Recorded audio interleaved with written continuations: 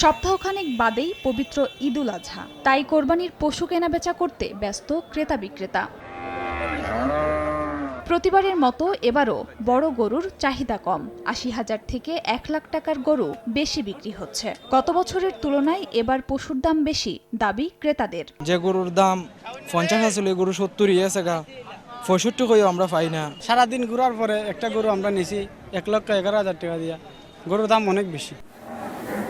ব্যবসায়ীরা বলছেন, বাজারে পর্যাপ্ত গরু আসলেও দেখা নেই কাঙ্ক্ষিত ক্রেতার। তবে ঈদের ২-৩ দিন আগে বেচাকেনা বাড়বে বলে আশা বিক্রেতাদের। বেচা কিনা কম, আর ক্রেতারা বসে রয়েছে, পরে এরা মানে সস্তা কেনার চেষ্টা করতেছে। ৫টা গরু ইসলাম আমি বেচছি, লাভ হয়েছে না। বাজারে যে অবস্থা, গরু বাইরে গেছে কিন্তু কাস্টমার নাই।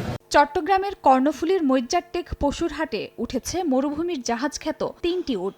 শৌখিন ক্রেতাদের কথা মাথায় রেখে প্রথমবারের মতো উট আনা হয়েছে এ বাজারে। ১২ ফুট উচ্চতার এক একটি উটের দাম হাঁকা হচ্ছে ৩০ লাখ টাকা।